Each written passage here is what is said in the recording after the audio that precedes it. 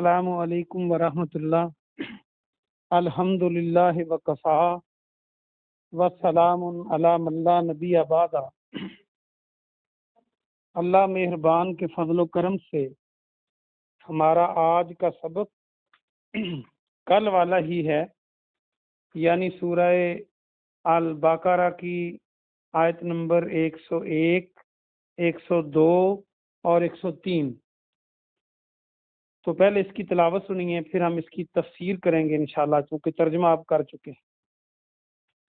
اعوذ باللہ من الشیطان الرجیم، بسم اللہ الرحمن الرحیم۔ وَلَمَّا جَاءَهُمْ رَسُولٌ مِّنْ عِندِ اللَّهِ مُصَدِّقٌ لِّمَا مَعَهُمْ نَبَذَ فَرِيقٌ مِّنَ الَّذِينَ اوتوا الکتاب کتاب اللہ وراء ظہورہم کأنہم لا یعلمون واتبعوا ما تتلو الشیاطین علی ملک سلیمان وما کفر سلیمان ولکن الشیاطین کفروا یعلمون الناس السحر وما انزل علی الملکین ببابل ہاروت وماروت وما یعلمان من احد حتی یقولا انما نحن فتنۃ فلا تکفر فیتعلمون منہما ما یفرقون به بین المرء وزوجہ وما هم بالضارین به من احد الا باذن اللہ ویتعلمون ما یضرهم ولا ينفعهم ولقد علموا لمن اشتراه ما له في الآخرة من خلاق ولبئس ما شروا به انفسهم لو كانوا يعلمون۔ یہاں تک آپ نے پڑھا تھا، اگلی آیت بھی پڑھی تھی، وَلَوْ أَنَّهُمْ آمَنُوا وَاتَّقَوْا لَمَثُوبَةٌ مِّنْ عِندِ اللَّهِ خَيْرٌ لَوْ كَانُوا يَعْلَمُونَ۔ تو آئیے ہم اس کی تفسیر دیکھتے ہیں، چونکہ ترجمہ آپ اس کا کل سیکھ چکے ہیں۔ یہ آیت نمبر 101، 102 اور 103 ہے سورہ البقرہ کی۔ تو اللہ سبحانہ و تعالی نے ان آیات میں پہلی جو بات کی، نمبر 1، وہ یہ کی کہ جو یہود ہیں انہوں نے اپنی کتاب کا بھی انکار کر دیا، یعنی ان کی کتاب جو تورات تھی اس میں چونکہ یہ وضاحت کے ساتھ موجود تھا کہ آخری نبی آئے گا، اس کی یہ نشانیاں ہوں گی اور وہ اللہ کی طرف سے سچا نبی ہوگا، انہوں نے اپنی کتاب کو پیٹھ پیچھے پھینک دیا، یعنی بالکل نہیں مانا، اور بجائے اس کے کہ کتاب کو مانتے، اپنی کتاب کو مانتے، انہوں نے یہ شیاطین کے پیچھے لگ گئے۔ جو شیاطین اس دور میں لوگوں کو جادو سکھاتے تھے اور جادو کا دورہ تھا۔ ایک تو یہ بات ہوئی کہ انہوں نے اپنی کتاب تک کو نہیں مانا جب اس میں پیارے نبی جناب محمد رسول اللہ صلی اللہ علیہ وسلم کا تذکرہ آیا۔ دوسری بات یہ ہے کہ اس معاشرے میں اخلاقی طور پر اتنا وہ گر چکا تھا کہ وہ اللہ کی کتاب تورات اور آنے والے سچے نبی کو ماننے کی بجائے وہ جادو ٹونوں میں لگے ہوئے تھے۔ اللہ فرماتا ہے کہ وہ شیاطین جو پڑھتے تھے سلیمان علیہ السلام کے دور میں، وہ اس کو ماننے لگے، اور اس کا مطلب یہ ہوا کہ وہ اللہ کی کتابوں کو چھوڑ کر سہل اور آسان رستہ ڈھونڈنے لگ گئے جس میں جادو ٹوٹکے تھے اور اس کی کوئی حقیقت بھی نہیں ہوتی، یعنی اللہ کے علم کے مقابلے میں وہ کسی کام کا نہیں ہے۔ علم تو ہے، اور دوسرا یہ ہوا کہ اللہ سبحانہ و تعالیٰ نے ہمیں بتلایا کہ یہ شیطانوں کا کام ہے۔ سلیمان علیہ السلام کفر نہیں کرتے تھے۔ اصل میں اس کی بیک گراؤنڈ یہ ہے کہ چونکہ سلیمان علیہ السلام کو اللہ پاک نے ایسا بادشاہ بنایا تھا جن کی حکومت نہ صرف انسانوں پر اور زمین پر تھی، بلکہ اللہ نے ان کے تابع جنات کو کیا، پرندوں کو کیا، ہوا کو کیا۔ تو وہ ایسے نبی گزرے ہیں جو نہ صرف بادشاہ تھے بلکہ عام بادشاہوں سے بھی بڑھ کر تھے۔ تو اللہ نے ان کے جن چیزوں کو تابع کیا تھا وہ ان کے تابع فرمان تھیں یہ۔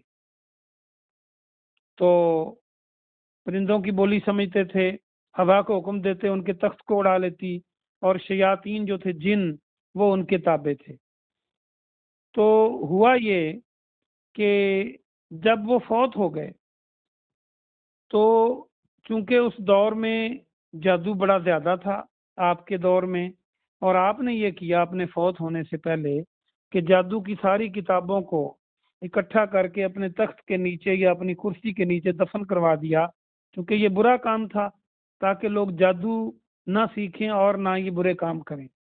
جب سلیمان علیہ السلام فوت ہوئے تو شیطانوں نے، جنات نے اور جادوگروں نے آپ کے تخت کے نیچے سے وہ کتابیں نکلوائیں اور لوگوں میں مشہور کر دیا کہ سلیمان علیہ السلام نبی نہیں تھے بلکہ جادوگر تھے، نعوذ باللہ۔ تو یہودیوں نے سلیمان علیہ السلام کو جادوگر ڈکلیئر کیا اور آپ کو نعوذ باللہ کافر تک کہا، کیونکہ جادو کرنا کفر ہے۔ اور انہوں نے کہا کہ دیکھیں جی، جو سلیمان علیہ السلام کی یہ اتنی بڑی حکومت تھی ہر چیز پر، تو یہ اس جادو کے زور پر تھی اور لوگوں کو جادو کے پیچھے لگا دیا۔ تو اللہ سبحانہ و تعالیٰ نے اس کی تردید فرمائی ہے کہ سلیمان علیہ السلام نے جادو نہیں کیا، کفر نہیں کیا۔ وما کفر سلیمان، سلیمان علیہ السلام نے کفر نہیں کیا، ولکن الشیاطین کفروا، بلکہ شیطانوں نے کفر کیا۔ کفر کیا کیا؟ یعلمون الناس السحر، وہ لوگوں کو جادو سکھاتے تھے۔ گویا کہ سلیمان علیہ السلام جادو نہیں سکھاتے تھے، جادو شیطان سکھاتے تھے۔ اور اس میں ایک بات یہ بھی ہے کہ آگے ذکر آیا کہ وہ جو دو فرشتے ہیں جن کا نام ہاروت اور ماروت ہے، وہ بابل میں ہیں اور وہ کسی کو جادو نہیں سکھاتے جب تک وہ یہ کہہ نہ لیں کہ ہم تو آزمائش میں ہیں، تو کفر نہ کر۔ اور اس سے ثابت یہ ہوا کہ جادو جو ہے یہ کفر ہے، جادو سیکھنا کفر ہے۔ پیارے نبی جناب محمد رسول اللہ صلی اللہ علیہ وسلم نے فرمایا کہ جو بندہ کسی کاہن کے پاس جائے اور اس کی بتائی ہوئی باتوں کو درست مانے، جو پامسٹر ہوتے ہیں حساب کتاب کرتے ہیں، وہ ستاروں کی شکل میں ہو یا ہاتھ دیکھ کے کریں، ہاتھ کی لکیریں، تو آپ نے فرمایا ایسا بندہ جو اس پہ ایمان یقین کرتا ہے وہ اس پر ایمان ہی نہیں لایا جو مجھ پر نازل ہوا۔ اندازہ کریں کہ جادوگروں اور پامسٹروں کے پاس جانا جو غیب کی باتیں اور آنے والے حالات بتاتے ہیں، ہاتھ دیکھ کر اور لکیریں دیکھ کر اور ستاروں اور سیاروں اور برجوں کے حساب سے، علم نجوم کے زور پر، تو جو اس کو مانے، پیارے نبی جناب محمد صلی اللہ علیہ وسلم نے فرمایا کہ وہ اس پر ایمان ہی نہیں لایا جو مجھ پہ نازل ہوا۔ تو جادو کرنا کفر ہے۔ دوسری یہ بات ہے کہ جادو کی سزا آپ نے قتل قرار دیا کہ جو جادو کرے اس کو قتل کر دو۔ صحابہ کرام نے کئی جادوگروں کو قتل بھی کیا۔ ایک جادوگر تھا عمر رضی اللہ عنہ کے دور میں، تو وہ اپنے جادو سے ایک بندے کی گردن مجمع کے اندر کاٹ دیتا، سر الگ کر دیتا اور جادو کے زور پر دوبارہ اس کو جوڑ دیتا۔ یہ بات مشہور ہو گئی تو ایک صحابی رضی اللہ عنہ نے تلوار نکالی، جب ایک دن وہ جادو کر رہا تھا تو جا کے چپکے سے اس جادوگر کا سر قلم کر دیا تلوار سے، اور فرمایا کہ اگر تو اپنے جادو کے زور سے اس کا سر کاٹتا تھا، اب لگاتا تھا، اب اپنا سر لگا کے دکھا۔ تو نہیں سر لگا سکا۔ تو مطلب یہ ہوا کہ جادوگر کی سزا قتل ہے، اس کو اسلامی حکومت قتل کر دے گی۔ اور اس کے بعد یہ ہے کہ یہ شیاطین کا کام ہے۔ اور جادو کی کئی قسمیں ہیں۔ جادو کی ایک قسم تو یہ ہے کہ وہ آنکھوں پر ہو جاتا ہے۔ اصل میں چیز وہی ہوتی ہے، جب آنکھوں پہ جادو ہوتا ہے تو بندے کو چیز اور نظر آنے لگتی ہے۔ جیسے موسیٰ علیہ السلام کے مقابلے میں جادوگروں نے رسیاں پھینکی اور موسیٰ علیہ السلام کو قرآن بیان کرتا ہے کہ آپ کو وہ چلتے بھاگتے سانپ نظر آنے لگے، وہ آنکھوں پہ جادو کیا گیا تھا اور پیغمبر کی آنکھوں پہ جادو ہو گیا، قرآن بیان کرتا ہے۔ اور دوسری جادو کی قسم یہ ہے کہ وہ ہیئت بدل دیتا ہے، کیسے؟ جیسے ایوب علیہ السلام نے کہا کہ شیطان نے مجھے چھو کر بیمار کر دیا، آپ تندرست تھے، آپ بیمار ہو گئے۔ اور جس طرح آگے بھی قرآن نے بتایا کہ وہ جادو سیکھتے ہیں تاکہ وہ میاں اور بیوی کے درمیان اختلاف پیدا کر دیں، جب اختلاف پیدا کریں گے تو یقینی طور پہ اگر وہ جادو کو کرے گا، اگر خاوند کے دل پہ کرتا ہے تو اس کا دل اپنی بیوی سے اچاٹ ہو جائے گا، وہ اس کو اچھی نہیں لگے گی، اور بیوی کو خاوند اچھا نہیں لگے گا، تو آپس میں جدائی ہو جائے گی، اور یہ جادو اس کو تبدیل کر دیتا ہے۔ ایک جادو کی یہ قسم ہے، اور بہت سے جادو کے ٹوٹکے اور ٹنگوسلے بھی ہیں، یعنی مداری پن ہے، یہ بھی لوگ اس کے چکر میں آ جاتے ہیں۔ تو بہرحال یہ جادو جو ہے یہ علم موجود ہے اور یہ ہو جاتا ہے، اسے انکار نہیں کر سکتے چونکہ یہ ایک طرح کا علم ہے، لیکن اس کو حق نہیں کہہ سکتے، جادو حق ہے، حق قرآن ہے۔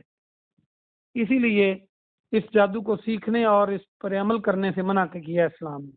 اب ہمیں منع کیا گیا ہے کہ آپ نے نہ سیکھنا ہے، نہ اس پہ عمل کرنا ہے، نہ جادوگروں کے پاس جانا ہے، اگرچہ اس میں قوت موجود ہے۔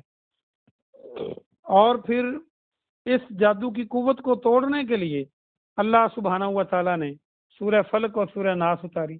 آپ کو یاد ہوگا پیارے نبی جناب محمد صلی اللہ علیہ وسلم کی ذات پر جادو کر دیا تھا یہودیوں نے، تو آپ نے اثر محسوس کیا اپنے جسم پر، پھر اللہ نے فلق اور ناس کو اتارا، لیکن یہ بات یاد رہے کہ اس جادو کے اثر سے آپ کی ذہنی کیفیت پہ کچھ نہیں ہوا، جسمانی کیفیت پہ ہوا، یعنی آپ کی وحی میں یا کسی اور چیز میں کوئی خلل واقع نہیں ہوا۔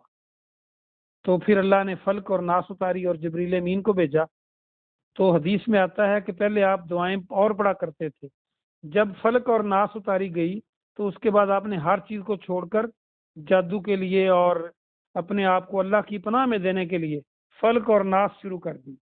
تو ثابت یہ ہوا کہ آج بھی اگر کوئی جادو سے بچنا چاہتا ہے، کوئی نظر بد سے بچنا چاہتا ہے، کوئی دشمنوں کے حملوں سے بچنا چاہتا ہے، کوئی شیطانوں کے نقصانات سے بچنا چاہتا ہے، کوئی ابلیس اور جنات کے نقصان سے بچنا چاہتا ہے، تو وہ سورۃ فلق اور ناس پڑھے بس۔ لیکن جس اللہ نے کہا کہ جادو ہو جاتا ہے، اسی اللہ نے کہا کہ جو یہ پڑھ لے وہ اللہ کی پناہ میں آ جاتا ہے۔ تو بس پھر اللہ پہ یقین کرے، اس کا کوئی نقصان نہیں کو کر سکتا۔ آگے آج کے سبق میں بھی ہے کہ وہ نقصان نہیں پہنچا سکتے مگر اللہ کے حکم سے، یعنی اللہ چاہے گا تو نقصان پہنچے گا، اللہ نہیں چاہے گا تو نہیں پہنچے گا۔ تو ان سارے نقصانات سے بچنے کے لیے جیسے ہم واش روم میں جانے سے پہلے دعا پڑھتے ہیں، اسی طرح جو بھی دعائیں ہیں وہ پڑھی جائیں۔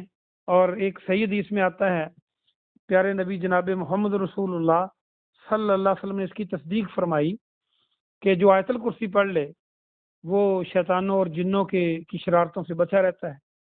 یہ شیطان نے خود بتایا تھا اور پیارے نبی نے اس کو سٹیمپ کر دیا، اس کو ویریفائی کر دیا کہ یہ درست بات ہے۔ تو سب پتہ یہ چلا کہ ان کے نقصان سے بچنے کے لیے آیت الکرسی بھی پڑھ لیں تو اللہ آپ کو ان کے نقصان سے بچا لیتا ہے۔ اور باقی رہا معاملہ ہاروت اور ماروت کا کہ وہ زمین پہ کیسے آئے، کسی صحیح حدیث میں یہ موجود نہیں ہے کہ وہ ان کو کیوں بھیجا گیا۔ یہ زیادہ بنی اسرائیل کی روایتیں ہیں، ان پر زیادہ بات نہیں کرنی چاہیے، نہ اللہ نے تفصیل بتائی نہ پیارے نبی نے اس کی تفصیل بتائی۔ جو مفسرین نے باتیں کی ہیں وہ کسی صحیح حدیث میں موجود نہیں، یا تو بنی اسرائیل کی روایتیں ہیں یا ضعیف حدیثیں ہیں کہ وہ زورا جو تھی وہ مجرا کر رہی تھی اور یہ فرشتے یہ کرتے رہے وہ کرتے رہے۔ یہ ساری باتیں صحیح سند ان کی نہیں ہے کہ پیارے نبی نے فرمایا ہو۔ بہرحال جتنا قرآن نے کہہ دیا ہمیں اتنا یقین کر لینا چاہیے کہ وہ فرشتے تھے اور وہ آزمائش میں تھے، اور وہ لوگوں کو جادو نہیں سکھاتے تھے جب تک وہ کہہ نہ لیتے کہ تم کفر نہ کرو، ہم تو آزمائش میں ہیں۔ اور یہ جادو جو ہے یہ میاں بیوی میں اختلاف پیدا کر سکتا ہے۔ اور آگے اللہ نے فرمایا آخری حصے میں کہ جادو جو ہے، جادوگر جو یہ سیکھتے ہیں جادو، وہ نقصان دیتا ہے، ان کو نفع نہیں دیتا۔ اس سے پتہ چلا کہ جادو کا کام نقصان کا کام ہے، اور انہوں نے جو جادو سیکھے آخرت میں اس کا کوئی حصہ نہیں، یعنی وہ کافر ہو گیا، اور جس کے بدلے انہوں نے اپنی جانوں کو فروخت کر دیا وہ بہت برا کیا انہوں نے۔ اور اگر کاش وہ جان لیتے کہ یہ برا کام ہے، اور اگر وہ ایمان لاتے، تقوی اختیار کرتے، تو پھر اللہ ان کو جو ثواب دیتا وہ پورا ملتا، اور یہ وہ بہتر ملتا۔ یعنی دنیا اللہ کے ہاں ایک مچھر کے پر کے برابر بھی نہیں ہے کہ جادو کے زور پہ کچھ تھوڑا بہت کچھ کر لے، یا شیاطین اس کی آ کے کچھ مدد کریں جتنی وہ کر سکتے ہیں، تو پھر بھی وہ آخرت کا معاملہ جو ہے وہ زیادہ بہتر ہے۔ اور پھر ان کا توڑ بھی موجود ہے۔ آپ جادو سے بچنا چاہیں آیت الکرسی پڑھیں، فلک اور ناس پڑھیں، انشاءاللہ آپ کو کچھ نہیں ہوگا۔ اللہ پاک سے دعا ہے کہ اللہ پاک آپ کو اور مجھے عمل کی توفیق عطا فرمائے۔ سبحان ربک رب العزت عما یصفون وسلام علی المرسلین والحمد للہ رب العالمین۔ کوئی سوال ہو تو آپ کر سکتے ہیں کسی بھی لائن سے۔